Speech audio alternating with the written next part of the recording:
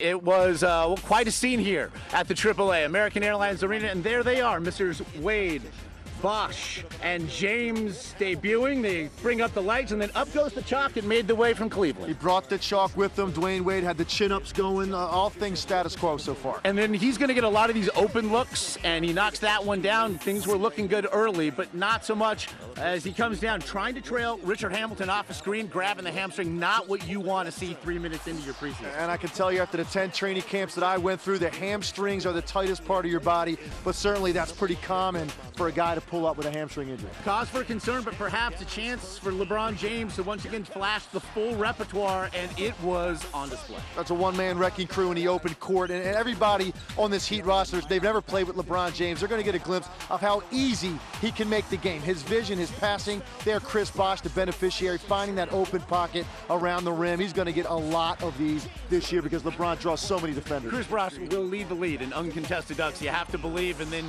again, the next possession, just getting to the rack at will against a Pistons team that had no answers. Now Tracy McGrady, this is the last place at this stage of his career he wants to find himself out on an island guarding LeBron James. Well, Chris Bosh is going to have to do a whole lot on the low block. He's going to have to rebound. He's going to have to, well, do this, control things inside, especially in that painted area. He's a double-digit rebounder for his career. He has no problem going in there, but the versatility that he has offensively and his ability to shoot jumpers out to 18 feet makes him a special player because LeBron and Wade live in the paint. You've got to be able to knock down shots even if you're a post player from the perimeter. The history books, or at least the media guides, will show that the Heat win 105-89 in the home debut of the Big Three. LeBron James, Chris Bosh combining for 38 points. But the story, 3 minutes and 17 seconds in, Dwayne Wade leaving with a strained hamstring. He discussed it afterward.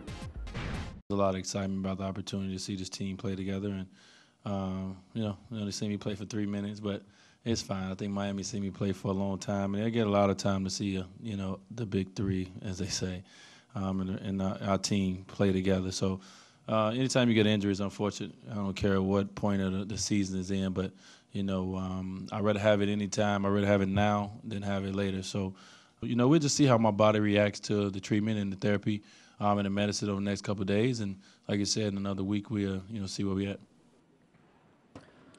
Well, Dwayne Wade afterwards sounding not so concerned, but again, they have only been in camp now, Legs, for about 9 days. What will this do if this setback is anything more, than what we saw tonight, perhaps just a light strain? Well, like I said, when you come out of camp, your hamstrings feel like piano wire. They're tight, and I'm sure that's what this was all about. You don't know how serious this is. I don't think it's going to be a big deal.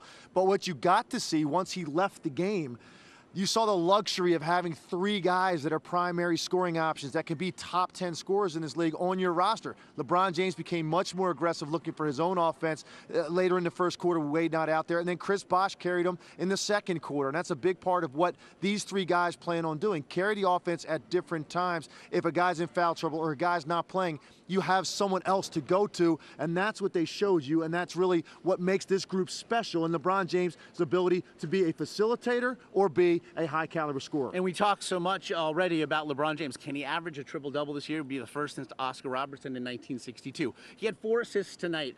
With the ball in his hands, though, what did you think of the offensive flow? Well, he just makes the game easier for everyone, and it's going to take some getting used to it. I'm sure after a week of camp and now one preseason game, guys are starting to understand that if you just run the floor, keep your eyes open at all times, you're going to walk into a lot of open shots and layups because everyone defensively has their eyes on LeBron James and Dwayne Wade when they've got the basketball. Easy shots will be there for you if you're a role player on this team. It makes me want to go out there and put a uniform on. I think I could still get 4 or 5 open jumpers playing with those guys. I've got to believe they've got some veteran minimums still up for grabs. Again, a raucous pregame atmosphere gave way to, well, a garden variety preseason game. It was, though, the home debut of the Big Three. Will there be a titled 9 months in the offing? Obviously, well, that remains to be seen. For Tim Legler, I'm Josh Elliott.